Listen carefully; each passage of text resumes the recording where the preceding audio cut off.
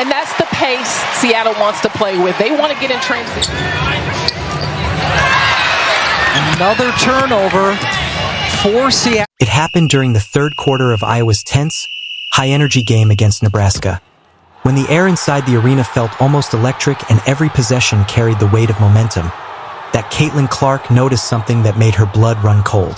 In the midst of nearly 18,000 roaring fans, standing, clapping, shouting her name, reacting to every three-pointer she launched, her eyes were pulled, almost involuntarily, to a single spot in the stands about 15 rows up. It was strange, almost unsettling, how the human mind can filter chaos and still find the one detail that doesn't fit. And that was exactly what happened. There, barely visible between two jubilant groups of students, a little boy in an Iowa jersey. Her jersey, number 22 in miniature, was slumped forward in his seat, his chin sinking toward his chest, his small frame trembling with the effort just to remain upright. Everyone around him was erupting after her latest shot, but he didn't move, didn't lift his head, didn't cheer with the rest of them. For a moment she wondered if she was imagining it, but as the game continued, her gaze kept drifting back, drawn by an instinct she couldn't explain. An intuition athletes often develop after years of reading subtle cues on the court. Who's tired, who's hurt, who's about to make a mistake. And tonight, that same instinct told her something was terribly wrong. The bright arena lights made the shadows on his young face look deeper, and even from the floor, she could see that his breathing looked uneven, too rapid, almost desperate. During the next timeout, instead of heading straight to the huddle with her teammates, she found her feet carrying her toward the sideline, her mind no longer on basketball at all.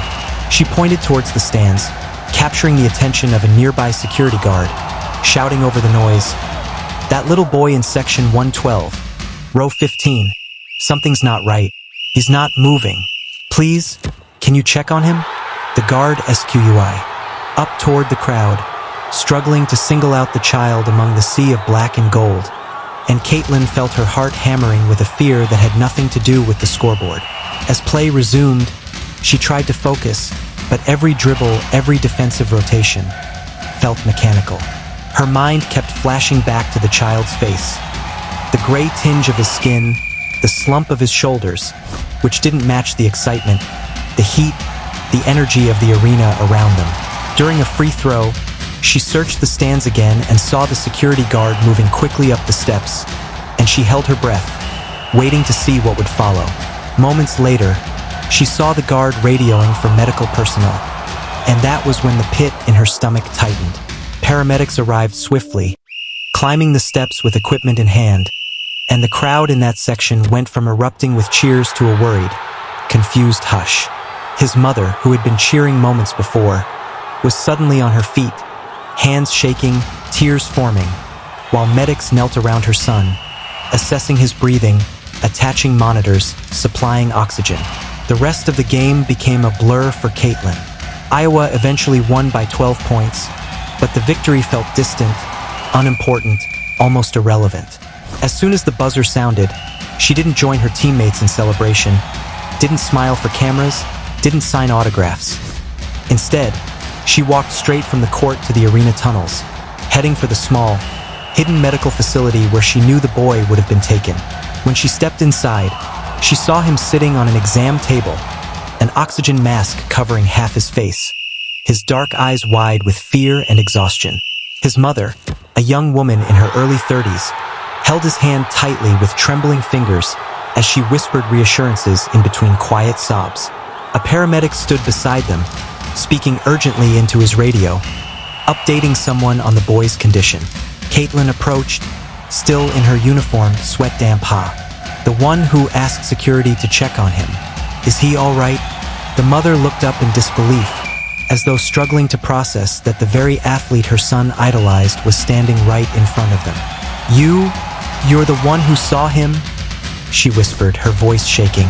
"You saved my baby." The paramedic nodded respectfully. He told Caitlin he was suffering a severe asthma attack. His oxygen levels were dangerously low, far lower than what's safe for a child his age. Another 10 or 15 minutes without treatment, he could have lost consciousness. Or worse, you noticing him made all the difference. Caitlin felt a rush of shock and relief wash through her, her chest tightening at the thought of how close the boy had been to slipping into a life-threatening crisis unnoticed in a crowd of thousands. She knelt beside him, gently resting a hand on the table. "Hey, sweetheart," she said softly. "What's your name?" The boy lifted the mask just long enough to whisper, "Jamal. I'm your biggest fan, Miss Caitlin. I watch all your games." His mother, who introduced herself as Kesha, explained tearfully that Jamal had been diagnosed with asthma at 4, but he'd never had an attack this severe. "He begged me to bring him tonight," she said. "It was his birthday gift. He saved his allowance for months just so we could afford tickets." She wiped her eyes, her voice trembling. "He seemed fine when we arrived, but it came on suddenly."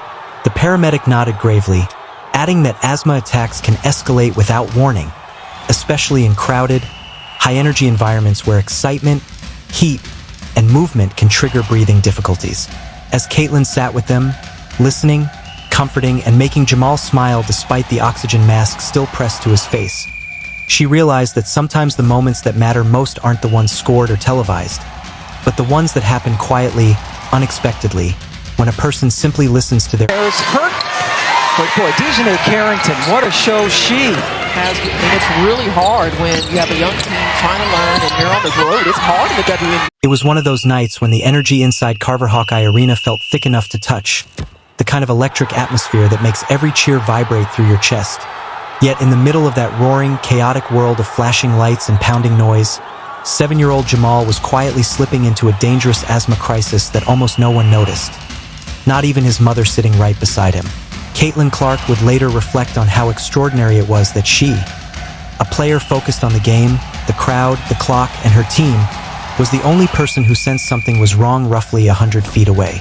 She didn't know then that the reason nobody else noticed, especially not Kesha, was because Jamal had been working desperately to hide how bad he felt.